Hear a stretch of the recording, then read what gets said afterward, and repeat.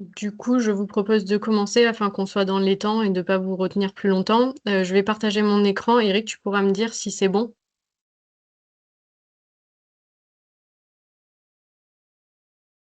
C'est bon. On voit tout? Oui. C'est bon. Merci à tous d'avoir répondu présent pour ce webinaire qui s'intitule Comment implanter des arbres fruitiers dans un projet agroforestier. Donc, ce webinaire se fait dans le cadre du projet Valavi, qui vise à valoriser l'agroforesterie en viticulture et élevage ruminant, et notamment à réaliser tout un panel de webinaires en fait sur des thématiques autour de l'agroforesterie. Et nous sommes ici pour parler des arbres fruitiers dans un projet agroforestier en viticulture.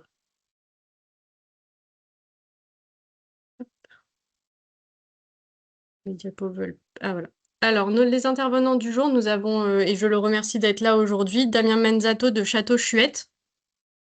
Nous avons organisé ce webinaire avec Éric Siroux de la Chambre d'agriculture de la Charente-Maritime de Sèvres. Moi-même, je suis Noémie Ostandi, je suis chargée d'agroforesterie et agroécologie à la Chambre d'agriculture de la Gironde. Et nous avons Julia Crombé de la Chambre d'agriculture de la Charente-Maritime de Sèvres qui travaille sur des thématiques de l'arboriculture. Au programme de ce webinaire, nous aurons le témoignage de Damien Menzato de Château Chuette. Nous aurons aussi quelques conseils prodigués par Arbres et Paysages 33 pour réaliser un projet de plantation. Et nous vous proposons un temps d'échange ensuite. Mais si vous avez des questions, n'hésitez pas à les mettre dans le chat. Eric pourra les poser au moment opportun, suivant les questions qui sont posées. Damien, je te laisse la parole du coup.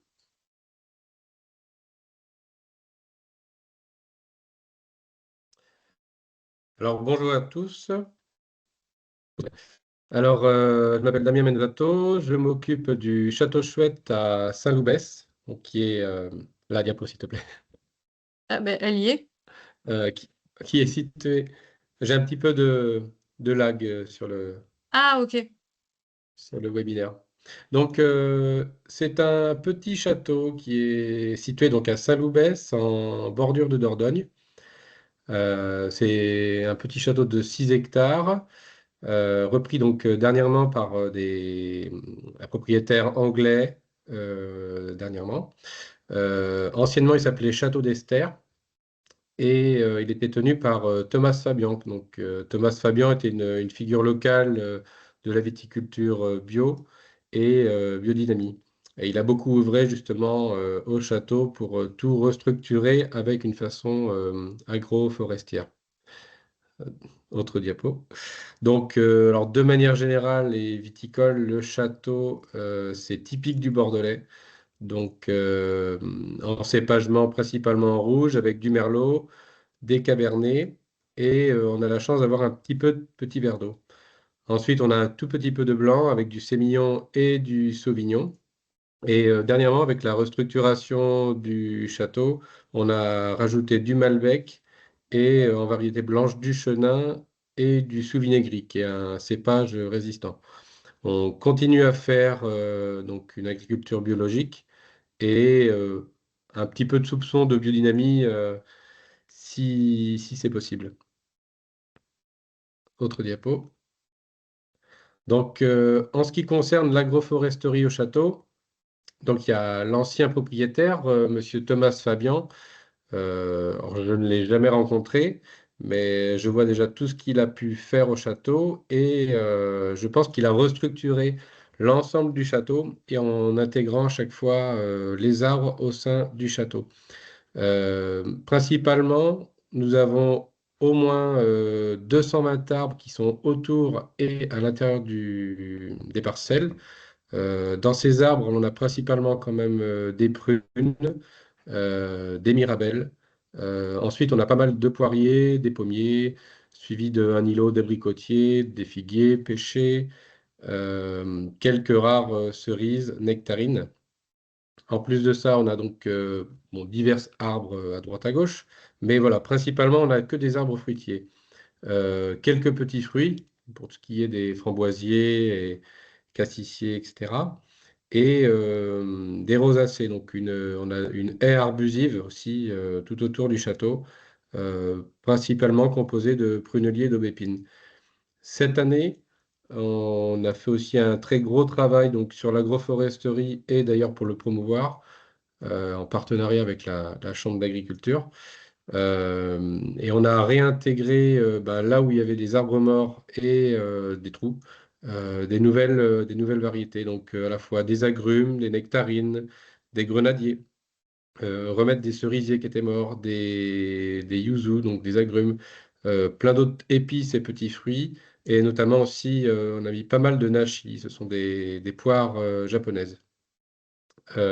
Également, au château, qui était anciennement euh, en lien avec la sauvegarde des oiseaux. Il y a environ à peu près 100 nichoirs qui sont dispatchés tout autour du château pour favoriser donc, les oiseaux et la biodiversité. L'autre diapo, s'il te plaît. Donc là, il y a aussi un plan pour voir de manière générale comment est le château. Donc on a à la fois des alignements d'arbres qui sont un peu dispatchés avec des poires, des pommes, des prunes, euh, principalement donc autour du château et aussi dedans les parcelles, en alignement avec le sens des parcelles. Pareil, des prunes, des poires, des pêchers et diverses variétés, du coin aussi, plein de choses. Et donc, voilà, on voit. Alors, en vert aussi, c'est ce qui a été renouvelé. Et aussi, donc, à droite, on a tout ce qui est aubépine, tout ce qui est rosacée, avec une haie plutôt sauvage.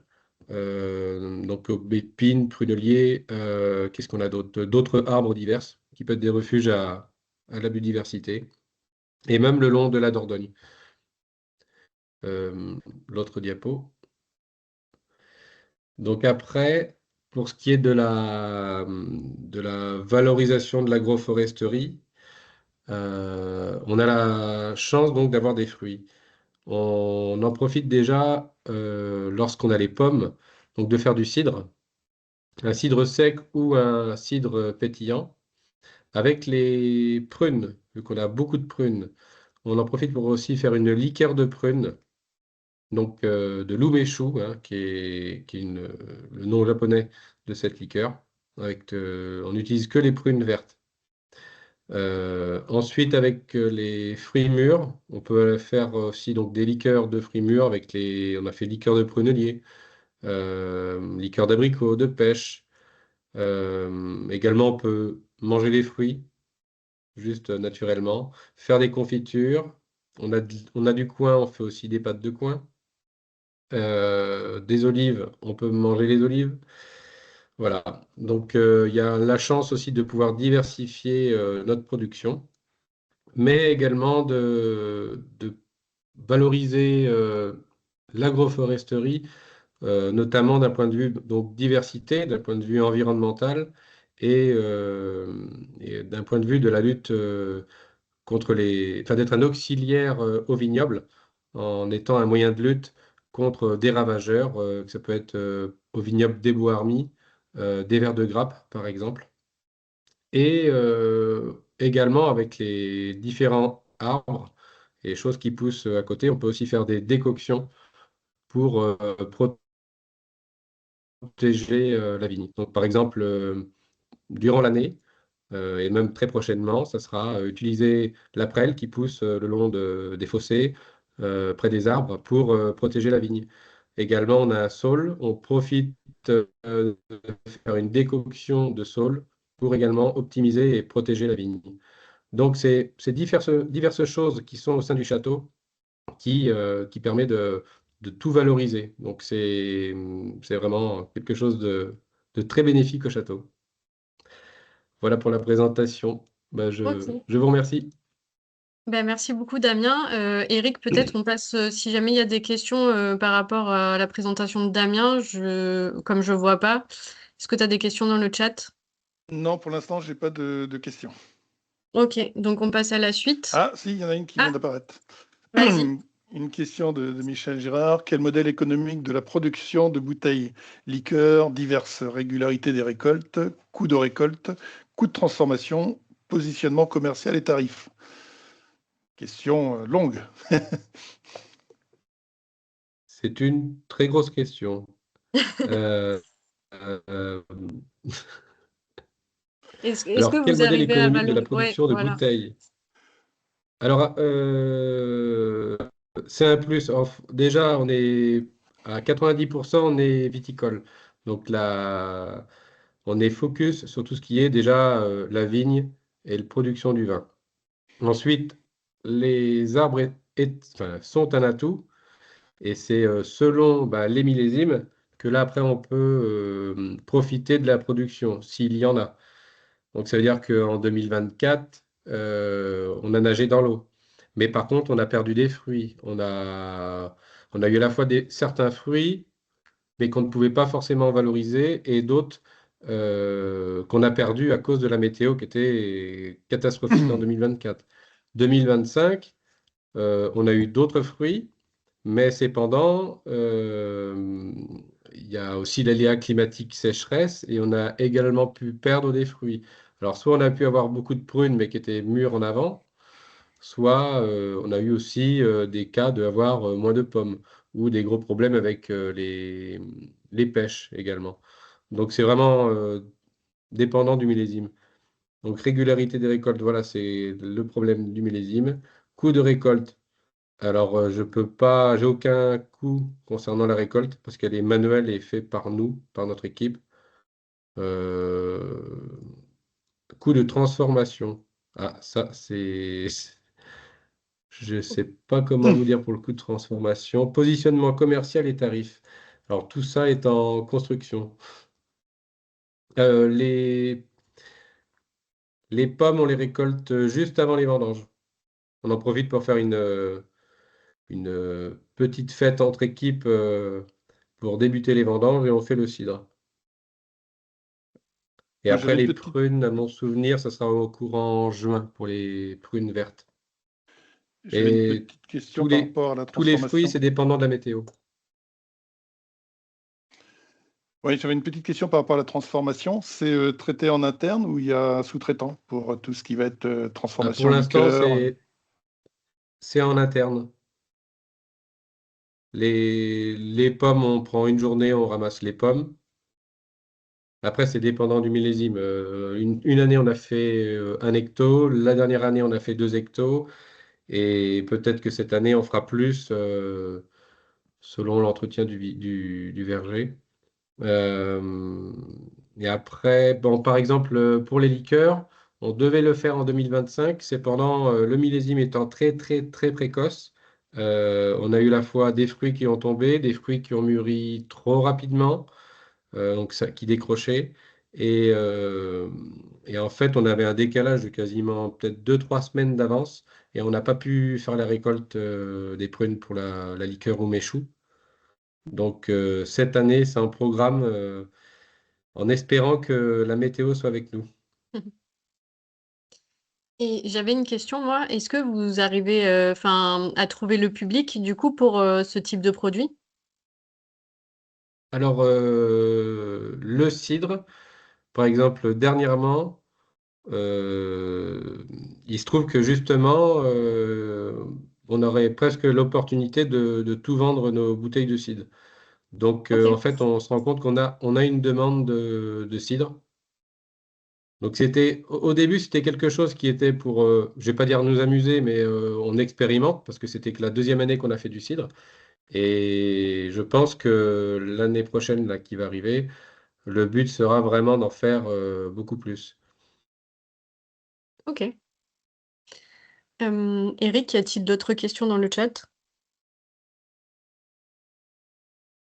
Est-ce que les pratiques agroforestières sont-elles labellisées? Pour l'instant, non. Cependant, c'est une des questions à se poser sur euh, pouvoir labelliser en bio notre production. Je sais que pour l'alcool, je ne sais pas si on peut dire de l'alcool bio, mais vu qu'on est bio, on a de l'alcool bio. Après, au niveau des fruits, on n'a encore rien labellisé. Combien d'hectolitres de cidre vendus? Alors là, actuellement, on aurait fait dans les 2 hectolitres de cidre, à peu près. le contrôle des ravageurs, les étourneaux. Alors, pas, on n'a pas vraiment de contrôle des ravageurs parce qu'on va plutôt jouer avec, enfin, on va dire que la nature soit avec nous. Après, on va considérer qu'il y a une part de perte qui est à donner à la nature. Je sais qu'il y avait, c'est vraiment par étapes. Il y avait un arbre, par exemple, il y a un moment donné, il s'est fait, on va dire, manger par des insectes. Mais c'était juste à un moment donné. Après, tout le reste des arbres n'ont pas été, n'ont pas, on va dire, été mangés par des insectes. Euh, Il y a une des choses qui est à mettre en place actuellement, c'est pourquoi pas faire des pièges et piéger les insectes et voir comment les contrôler. Alors, je ne suis pas spécialiste dans les vergers, dans les fruitiers, mais ce serait une des choses à mettre en place au château. Julia, Et peut-être? Non? Julia, peut-être pardon? tu peux Julia peut peut-être nous éclairer sur le contrôle des ravageurs au niveau des vergers. Oui, donc évidemment, je ne vais pas pouvoir rentrer dans le détail de chaque espèce, mais juste pour donner quelques éléments, là vous avez un verger qui est, enfin, des espèces de fruitiers très diversifiées, et donc chaque fruitier va plus ou moins avoir ses ravageurs. Et va avoir aussi ses matières actives et produits commerciaux homologués. Donc, ce ne sera pas forcément évident dans un mélange comme ça, dans une haie, de pouvoir systématiser un programme de traitement quoi, hein, sur les ravageurs. Après, peut-être si vous vous rendez compte que vous avez des ravageurs bien particuliers ou des maladies qui vraiment impactent le plus fort les rendements sur vos fruitiers, vous pouvez peut-être cibler certains traitements. Mais évidemment, dans ce type de structure et d'objectifs, il ne va pas s'agir d'appliquer un programme de traitement type comme sur chacun des fruitiers, quoi. C'est très compliqué en fait je, comme vous dites, hein, de gérer à la fois le viticole et le forestier, sachant qu'on n'est pas avec une parcelle en soi-même de verger. Donc c'est assez compliqué de mettre un produit déterminé, d'avoir les outils adéquats. Euh, on va dire que de manière générale, en traitant la vigne, j'ai pas vraiment de problème de feuilles. Donc pour ce qui est du foliaire, euh, je pense que ça sauvegarde en majorité les arbres. Ensuite, d'un point de vue ravageur, c'est très compliqué. Alors déjà au niveau de la vigne, on va éviter tout ce qui est, on est bio et on évite tout ce qui est insecticide. Donc c'est pas notre but en fait de rajouter encore plus d'insecticides et d'insecticides. On fait une lutte biologique pour le ver de grappe sans insecticide à la vigne.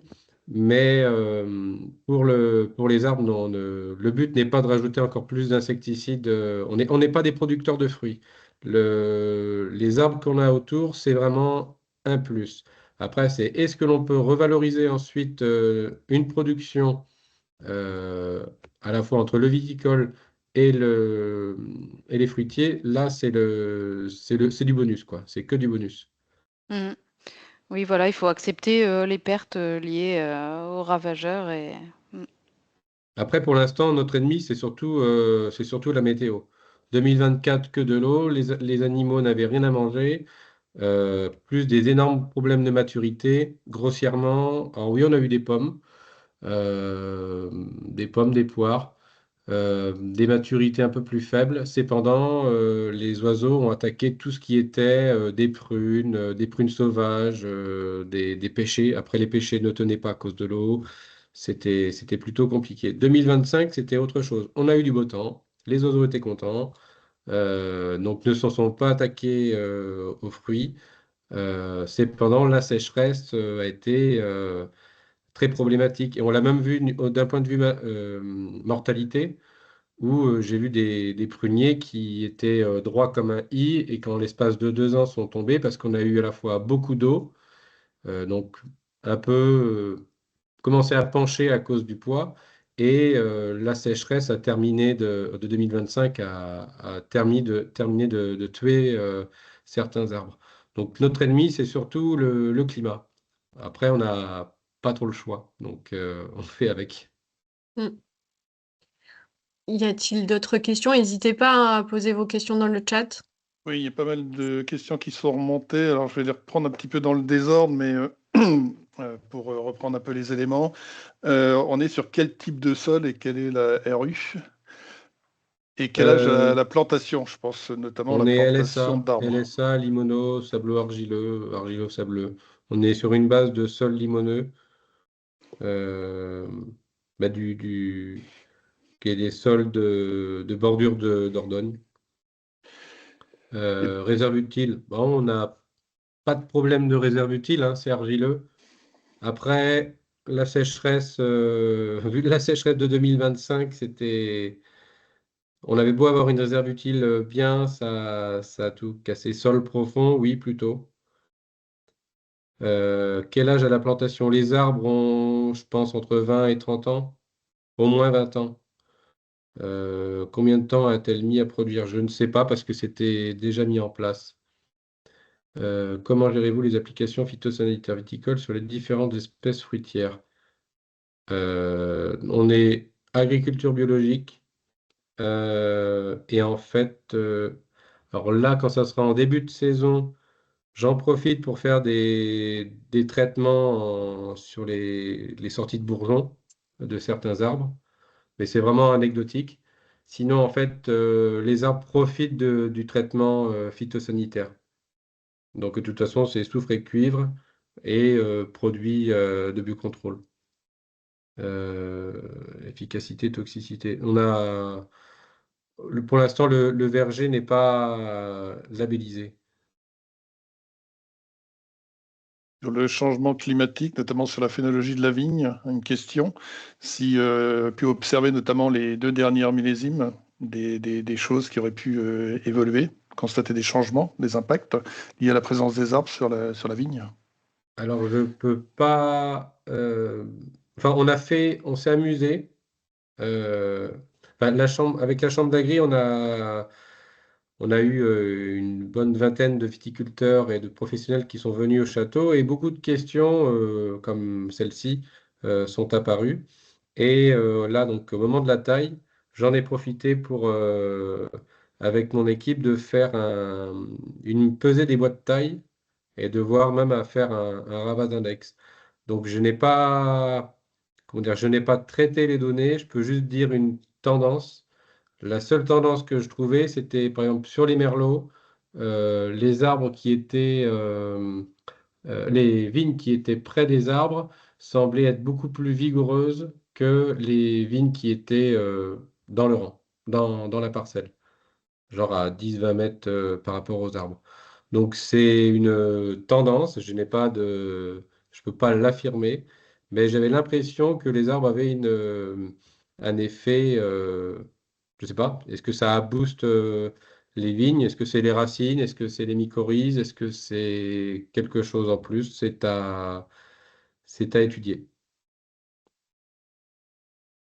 Et le microclimat, ce serait quelque chose d'intéressant à voir. Oui, il y a je pense, un microclimat qui se fait près des arbres par rapport certainement aux ombres portées, un microclimat au sein des différentes parcelles. Alors après, on a des arbres partout, donc il doit y avoir quelque chose, mais ce serait quelque chose à étudier. Est-ce que vous êtes aujourd'hui suivi par des chercheurs ou des techniciens pour la conduite des arbres? Pour la conduite des arbres, non. Après, il y a Noémie qui va enclencher une étude, c'est quoi une étude de la vie? Oui, Euh, sur les les micro-arthropodes du sol. micro-arthropodes. Hmm. Voilà, pour voir si on a des différences de communauté de micro-arthropodes. En fait, ce sont tous les insectes qu'on trouve dans le sol qui décomposent la matière organique et on va voir si plus près de l'arbre ou un peu plus loin de l'arbre dans la parcelle, il y a des différences. Donc là, on va le faire au mois de mars. Et on va aussi échantillonner, voir la communauté de pollinisateurs qui est présente au niveau du château Chuette. Voilà, ce sont les 2 études qu'on va mener et voilà. Et là, on a mis le protocole OAB Ah oui, également. oui, le protocole abeille solitaire OAB où ils ont posé 2 nichoirs en fait pour regarder la reproduction des abeilles solitaires sur les parcelles.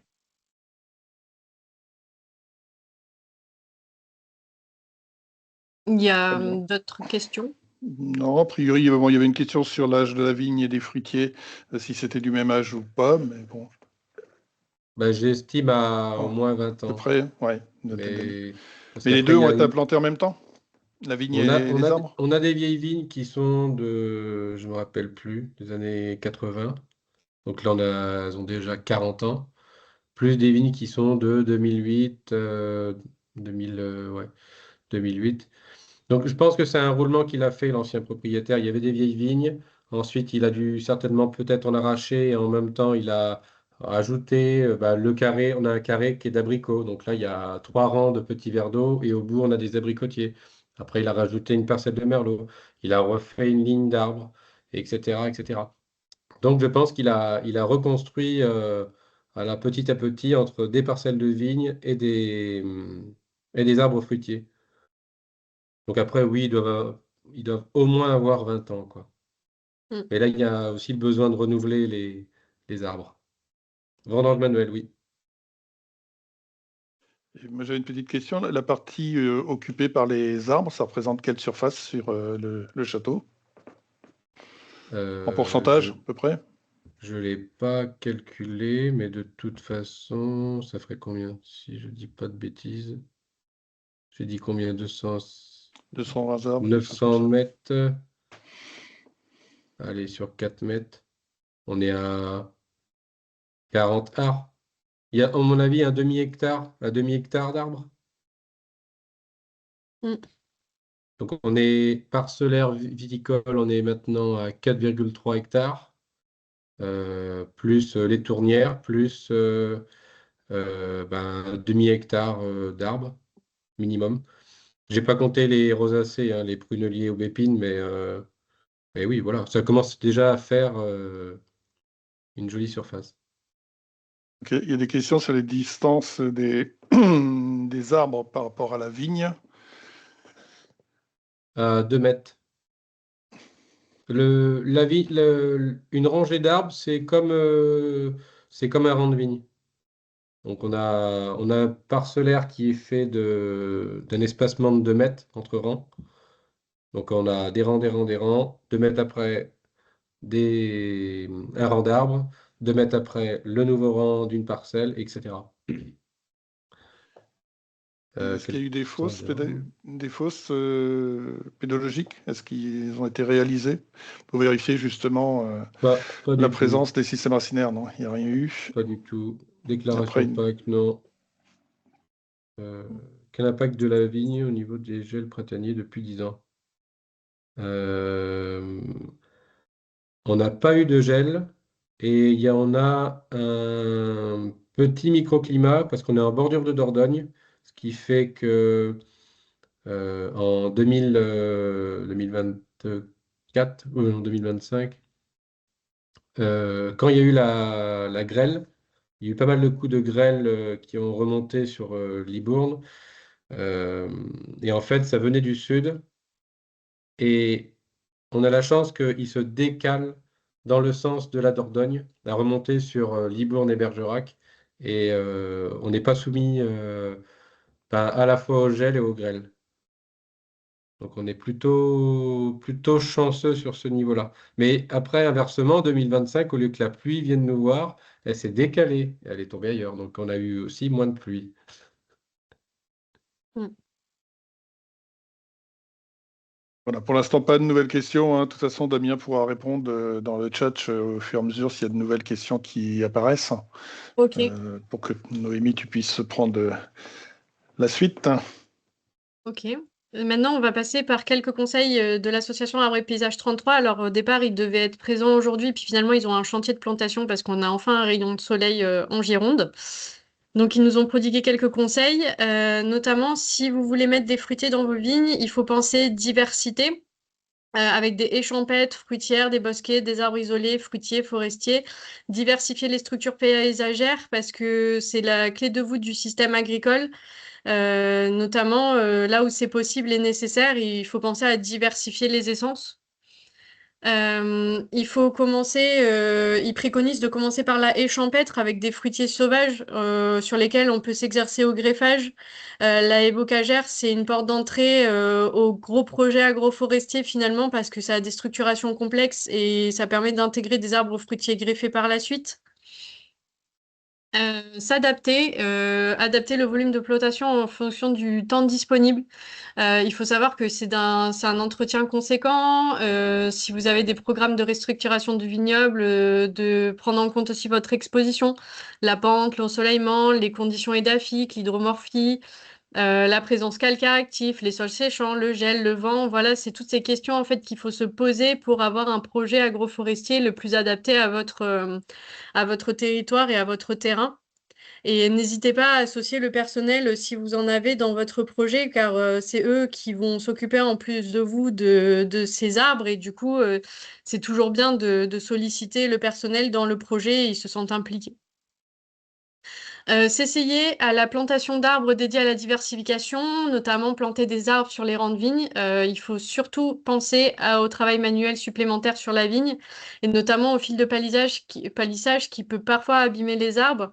Associer des petits fruits, des espèces fixatrices d'azote. En fait, en gros, il n'y a pas de modèle unique et duplicable. Il faut vraiment adapter votre projet agroforestier à votre sol, à ce qui vous intéresse à vous de faire par la suite. S'impliquer, une plantation d'arbres, ça s'accompagne au moins pendant 3 ans. Il faut savoir qu'il faut travailler son sol avant, il faut apporter du fumier, il faut pailler, arroser, mettre des protections gibier, penser à désherber à supprimer les rejets sur les porte-greffes. Le travail de plantation, c'est que la partie émergée de l'iceberg. C'est tout un projet en fait qui est derrière, donc il faut vraiment penser à tout ça quand on se lance dans l'agroforesterie. Et voilà, si vous êtes en Gironde, Arbres et Paysages peut vous accompagner sur les plantations. C'est une association qui est au Haillan et du coup, ils peuvent vous aider à monter votre projet agroforestier, que ce soit de l'intra-parcellaire ou de l'extra-parcellaire. Voilà, c'était ces quelques mots d'Arbres et Paysages 33. Si vous avez d'autres questions, n'hésitez pas à les mettre dans le chat. Eric, je ne sais pas si on en a. Il y en a une nouvelle sur le rang de Merlot où vous avez le sentiment d'une meilleure pousse. Y a-t-il des arbres en particulier? C'est une bonne question. Je vais regarder. Est-ce que tu peux mettre le plan? Oui, j'arrive. Hop. Comme ça, on pourrait le voir. C'est Merlot 16. Par exemple, le Merlot 16, ouais, de manière générale, c'est toujours ouais, des pruniers, pommes, des pêchers, abricotiers. Plutôt diversifié, quoi. Diversifiés. Mais en fait, c'est juste que sur les 5 parcelles de Merlot, voilà, j'ai fait les rangs à côté de la ligne d'arbres et après 10 rangs, 10 rangs à l'intérieur. Ok. Donc, mais de moi, ça s'est diversifié. On a toujours des prunes, des pommes, des pêchers. C'est un peu tout le temps la même chose. Donc, Julia, je te laisse poser la question puisque toi, tu as le micro en direct. Oui, donc si j'ai bien compris, c'est pas vous qui avez choisi les variétés hein, pour la plantation, c'est votre prédécesseur, mais comment avait été fait le choix des variétés? Je pense notamment au fait que le débouché est principalement de la transformation. Donc, par exemple, pour faire du cidre, on sait qu'il faut quand même des variétés assez adaptées. Et puis également les pruniers, comment s'est fait le choix des variétés par rapport au débouché? Alors, on n'a pas pu faire le choix des variétés parce que c'était déjà installé. Donc, en fait, vu que c'est une reprise depuis 2-3 ans, on est sur de l'acquis. à part le renouvellement où on a fait un ajout de nouvelles variétés, mais après, pour ce qui est des pommes, là, par rapport au cidre, j'en parlais avec un producteur de cidre et il m'a dit que de manière générale, on devait avoir des variétés de coupe, des variétés de bouche Mm. et pas des variétés de pommes à cidre. Parce qu'on a des pommes qui ont plutôt des hauts degrés en sucre Mm. et peut-être faible acidité. Donc on n'est pas sur des pommes à cidre. Il y a vraiment un petit peu de tout hein, en pommes. J'ai pas les noms des variétés, mais on a, je pense, un petit peu de tout. Hein, de la rustique à la peut-être, je vais pas dire commune, mais un peu plus connue. Des prunes, c'est pareil. Donc après, les prunes, on a un peu de tout. Hein. On peut avoir les prunes. Il y en a un, c'est comme les prunes des pruneaux d'Agen. On a des reines Claude. Donc on a des jaunes, des rouges, des mirabelles. On a aussi pas mal de mirabelles, qui étaient très très bonnes cette année. On a eu de la chance.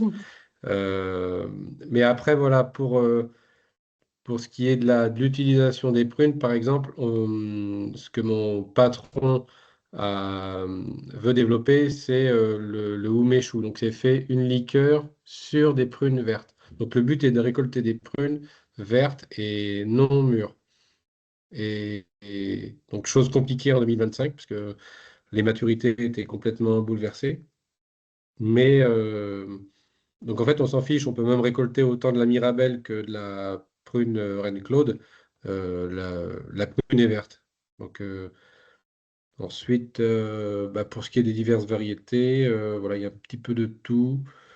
Les poires, c'est pas trop le terrain à poire actuellement. On en a gardé des poiriers, mais c'est pas sur ça où on arrive à récolter quelque chose. Elles sont pas très jolies. Donc c'est quelque chose à terme qu'on va, je pense, arrêter et on n'a pas replanté de poiriers. On a essayé de remettre des cerisiers parce que c'est bien les cerises et on manque de cerisiers. Vous avez Donc mis après, l'accent on sur fait les agrumes, là, il y a une volonté de valorisation particulière? de valorisation, je ne sais pas encore parce que c'est tout juste planté. Est-ce que à terme, plus tard, ce sera la création de nouveaux produits? Peut-être. Déjà, nous, de base, on fait une distillation à façon du vin ou du marc. Donc, on a une petite partie négoce qui a été créée, où là, on a fait eau-de-vie de vin élevée dans des barriques de l'Orosso, également dans des petites barriques de châtaignier, avec l'alcool. Donc, on l'a gardé aussi en stock pour le cas de faire des liqueurs, et également d'autres produits. On a essayé de faire aussi un vin muté, comme un port wine, donc qui est le vin en barrique. Les pruneliers. Donc là, par exemple, cette année, on a récupéré les quelques pruneliers qui étaient le peu qui est resté tout autour du château et on a fait une Dame Jeanne de prunelier en liqueur. Ce n'est pas fini, mais on l'a en stock. Donc après, oui, pour ce qui est des agrumes, c'est aussi l'histoire de se diversifier et que le château puisse déjà en avoir. Et après, on verra après. Les nachis, c'est quelque chose qui est plutôt nouveau actuellement et tendance. Donc, mon patron a décidé d'en implanter. Et puis, pareil, on a mis des grenadiers, par exemple. Grenadier, c'est aussi un peu à la mode sur tout ce qui est climat chaud. Alors, il y a peut-être aussi une volonté de mon patron de s'adapter au changement climatique, vu que les étés sont de plus en plus chauds et qu'on a de moins en moins d'eau. Donc, voilà, mettre des agrumes et des variétés un peu plus chaudes, ensoleillées, on va dire. Une nouvelle question sur la PAC. Vous avez dit tout à l'heure que vous n'étiez pas à la PAC. Est-ce que c'est une question d'éligibilité de la parcelle, enfin des parcelles, ou est-ce que parce que le domaine n'était déjà pas à la PAC? Ah, je pense qu'il ne devait pas être à la PAC par rapport aux fruitiers. Je n'ai pas Historique? d'informations, non, j'ai pas d'historique. Non.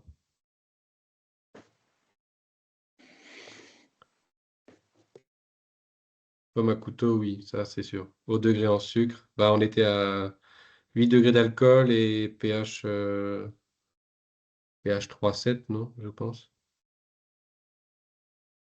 Et donc au niveau gustatif, les cidres que vous arrivez à faire là avec les pommes à couteau, ça a quelle particularité vos cidres que vous arrivez à produire? Bah, ça fait des cidres plutôt fruités, tanniques.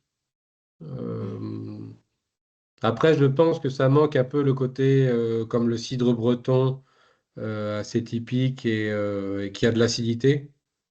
Nous, il sera beaucoup moins acide. Mais au final, ça reste un cidre ouais, qui a quand même bon, 8 degrés d'alcool. Et je vais pas dire vineux ou fait comme un vin, mais on n'est pas sur du typique breton à 4-5 degrés. Mais c'est même, je pense que ça serait un peu compliqué. Ou alors il faudrait qu'on ramasse ça au début août ou un truc comme ça. Mais bon, on a aussi une Ouais. équipe qui part en vacances. Donc, on va dire que on a fait de l'expérimentation, on a vu qu'on pouvait faire du cidre, et là, on voit qu'en fait, on peut avoir un débouché modeste, mais voilà. Est-ce qu'on peut se débrouiller maintenant à un peu plus le développer, même moi, à regarder d'un point de vue entretien des arbres et peut-être avoir plus de récoltes et moins de ravageurs, c'est quelque chose à creuser.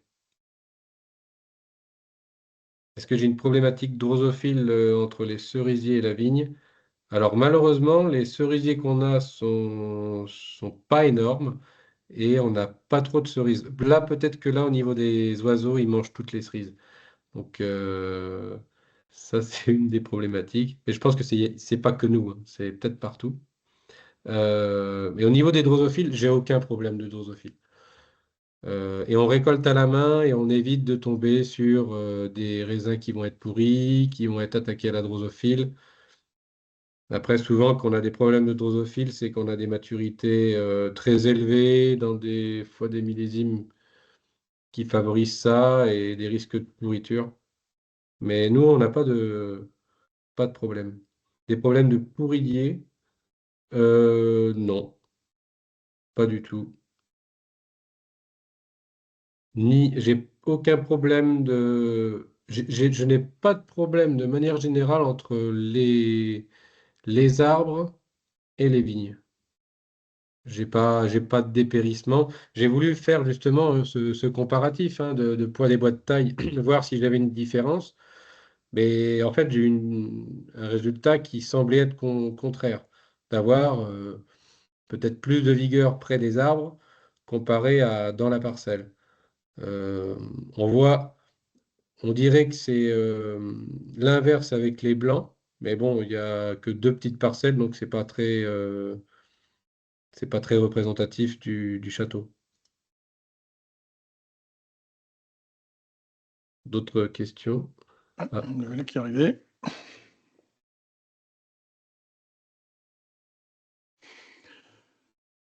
alors, on a fait cette année surtout une taille d'entretien. Et alors, je ne suis pas tailleur de fruitier, mais là, en fait, on a surtout fait un entretien, éclaircir à l'intérieur et couper tout ce qui était. Ça commençait pour certains arbres, à être un petit peu envahissant et à prendre le pas dessus la vigne.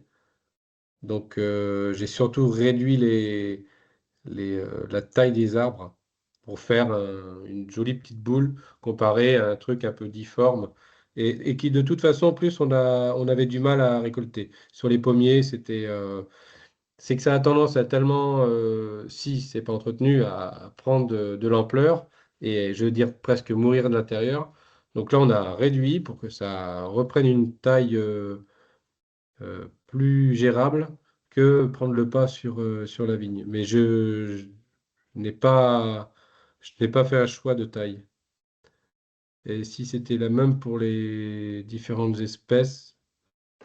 Alors, les haies champêtres, on essaye de la canaliser pour justement qu'elle. Donc, par exemple, là, pour Merlot 18, toute la haie en prunelier, là, on essaye de la canaliser pour pas qu'elle aille sur la vigne. Mais pour nous, c'est plus une haie qui cache le voisinage. Et puis, c'est aussi un lieu de vie pour les oiseaux et les auxiliaires. Mais non, non, non, il n'y a pas de gestion particulière. L'écartement sur le rang entre les arbres, 2 mètres. Tout est à 2 mètres. Y a-t-il des vieilles haies autour de la parcelle? Ben oui, les pruneliers, aubépines. Euh,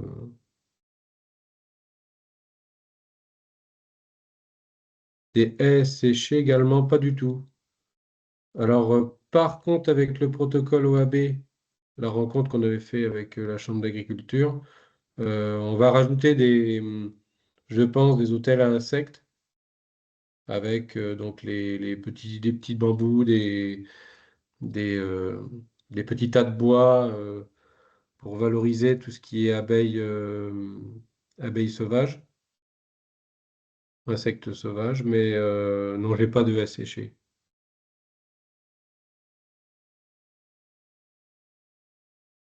Alors, j'ai pas de phénomène pour ce qui est des merlots, de concurrence. Parce qu'en fait, au contraire, ce que j'ai remarqué, c'était les rangs qui étaient près des arbres avaient tendance à être beaucoup plus vigoureux. Donc, tant d'un point de vue végétation que d'un point de vue production. Si j'ai plus de vigueur, j'ai aussi plus de rendement.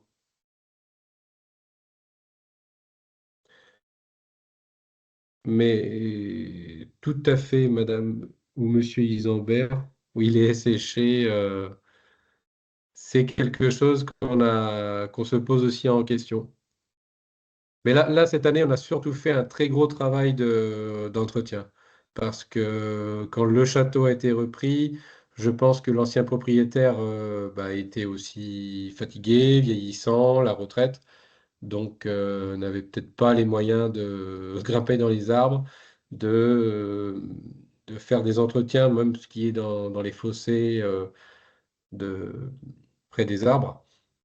Donc là, cette année, et petit à petit, hein, en fonction du temps qu'on a disponible, on a fait vraiment un entretien autour des arbres, enlever parfois des ronces, euh, remettre des choses un peu plus vivantes et avoir plus d'accès.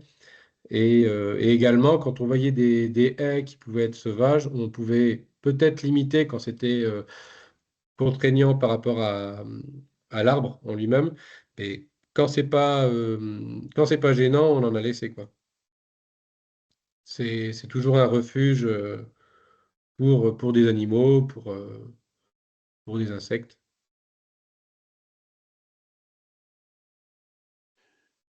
Est-ce que dans vos objectifs, notamment au niveau des salariés, de permettre certains de monter en compétence sur la gestion des arbres fruitiers, est-ce que ça fait partie des orientations du château? Alors, par rapport à l'équipe, euh, ce que j'ai essayé de faire, c'est justement déjà qu'ils apprennent le principe de l'agroforesterie et aussi d'être acteurs de de ce qui se passe. De toute façon, ils sont acteurs de tout ce qui se passe au château. Donc là, dernièrement, on a été voir pour le protocole OAB. Ce sont eux qui l'ont installé. Ils participeront au suivi donc, de ce protocole. Les arbres, on était tous à faire l'entretien. Plus, de toute façon, quand il y aura la récolte des pommes, c'est un lien aussi pour l'équipe. C'est pas juste on a un plus, etc.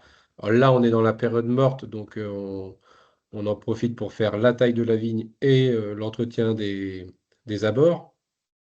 Tout le fait de faire une restructuration, mais c'est aussi un moment de fête. Donc, le traditionnel petit barbecue avant récolte, on récolte les pommes, on fait du cidre, et puis après, on fait le suivi de fermentation et quand est-ce qu'on le met en bouteille. Mais après, voilà, la production est plutôt anecdotique comparée à la vigne. Donc, c'est un plus. On essaye de voir qu'est-ce que l'on peut diversifier. C'est aussi du cadeau, hein, c'est aussi du bonus. moi-même, quand je m'occupe des traitements, je suis le premier, par exemple, je traverse ma rangée d'arbres et tout le long de l'année, ben, il y a des maturités de fruits. Hop, et je goûte la mirabelle, je goûte l'abricot, je goûte les fruits, je suis la maturité et ah, on pourrait peut-être les récolter, on pourrait peut-être faire tel truc, tel truc. Toute idée est bonne à prendre et puis on profite justement de la production qui est faite au sein du château. Et voilà, c'est ça, une petite pomme à croquer à la pause. Mais c'est ça quoi, des fois on fait les travaux viticoles et puis on se rend compte qu'il y a quelque chose qui est en train de mûrir, on vient voir et puis ah, bon, on va repasser dans 2 semaines et puis on va les récolter. Et puis, non, c'est quelque chose de très, très gratifiant. Et puis, bah, c'est pour ça qu'avec le patron, voilà, on va expérimenter et faire pourquoi pas des nouveaux produits.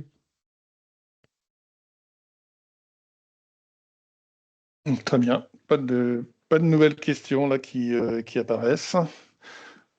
Très bien. Ben, si vous avez des questions, après, n'hésitez pas à les envoyer à Eric ou moi. Vous avez normalement nos adresses mail. Si vous ne les avez pas, c'est nos noms, c'est notre prénom et notre nom de famille @gironde.chambre-agri pour moi et pour Eric, c'est la fin de notre nom. CMDS, CMDS chambre-agri.fr. chambredagri.fr. Merci à tout le monde. Merci à Damien d'avoir partagé son expérience avec nous. Merci à Julia d'avoir pu nous éclairer sur l'agroforesterie, notamment sur la gestion des fruitiers, tout ça. Merci à Eric d'avoir organisé ce webinaire avec moi. Et puis, je vous souhaite une bonne fin d'après-midi. On a terminé à l'heure. Voilà. C'est parfait. Puis je continue à suivre les projets Valavi. Les livrables vont bientôt arriver sur le site AgriConnaissance, notamment un outil de la décision. Et nous ferons un webinaire bientôt sur les résultats des effets de l'agroforesterie sur la biodiversité et les ravageurs de culture. Donc, restez connectés sur le projet Valavi, comme le dit Eric. Merci à vous. Au revoir. Au revoir.